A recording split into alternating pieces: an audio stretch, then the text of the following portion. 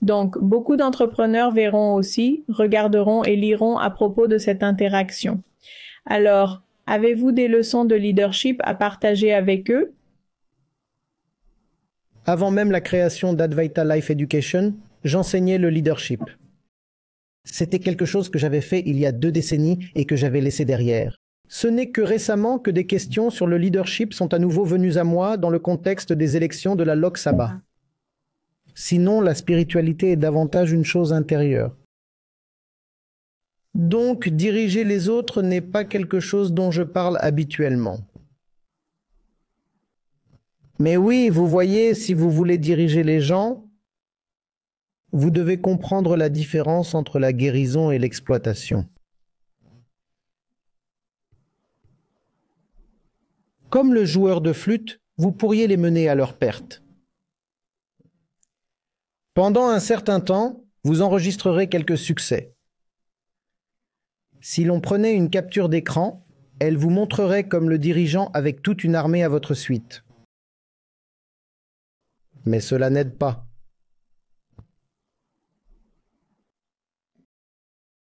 Quelques mois, un peu de célébrité, c'est le maximum que vous pourrez en tirer.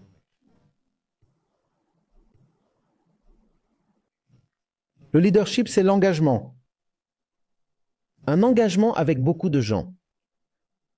Vous devez être très conscient de ce que cet engagement fait à l'autre. Vous ne pouvez pas entrer en relation avec l'autre pour perpétuer votre propre obscurité. Vous saurez que vous n'êtes pas à l'aise avec vous-même.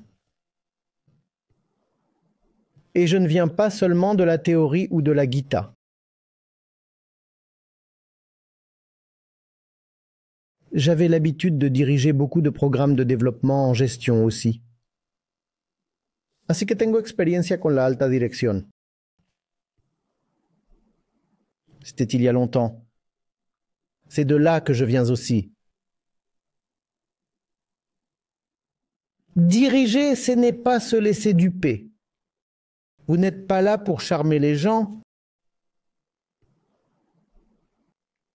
Vous devez d'abord aller à l'intérieur de vous-même et comprendre ce que vous avez à offrir à l'autre. C'est un grand manque de respect envers l'autre et une injustice de lui parler ou de lui parler à elle, ou même de l'approcher. Avant d'être intérieurement trié, je ne connais pas ma propre vie. Je ne connais pas la source de mes propres motivations. Je ne sais pas d'où viennent mes propres désirs. Et je veux infecter l'autre avec le même désir au nom du leadership et de la motivation. Suis-je sûr que ces désirs ou les objectifs que je me suis fixés ont tout d'abord été auspices pour moi? Ce qui n'a pas fonctionné pour moi, comment cela fonctionnera-t-il pour l'autre? Le chemin que je suis en train de suivre en ce moment, est-il même bon pour moi? Ou est-ce un chemin sur lequel je suis un peu en train de marcher en somnambule? Alors, les meilleurs dirigeants sont vraiment bons pour leurs suiveurs. Les meilleurs dirigeants produisent des dirigeants. Et les généraux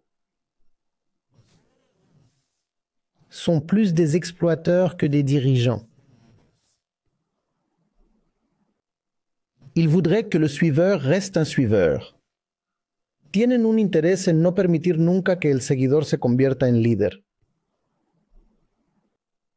Donc, lorsque vous vous engagez avec quelqu'un, que ce soit en tant qu'enseignant ou dirigeant, vous devez vous demander dans combien de temps la dépendance de cette personne à mon égard va-t-elle s'évaporer? L'étudiant n'est pas avec vous pour rester perpétuellement un étudiant, et le suiveur n'est pas avec vous pour rester éternellement un suiveur. L'engagement est une énorme responsabilité. Si vous touchez quelqu'un, vous devez le faire. Avec responsabilité, avec soin. J'ose dire avec amour. Sinon, ne touchez personne. Si vous parlez à quelqu'un, vous entrez dans son esprit. Vous ne pouvez pas entrer dans l'esprit de quelqu'un pour le gâcher. Parler est une énorme responsabilité. L'élaboration de politiques est une énorme responsabilité. Les politiques que vous élaborez dans votre organisation vont affecter tellement de personnes, des centaines, probablement des milliers. Vous devez être très conscient de l'impact de vos politiques sur l'esprit de l'employé. Et aussi sur l'esprit de tous vos parties prenantes, y compris vos clients, consommateurs, et laissez-moi le dire de manière concrète. Toutes les entreprises existent pour répondre à un besoin.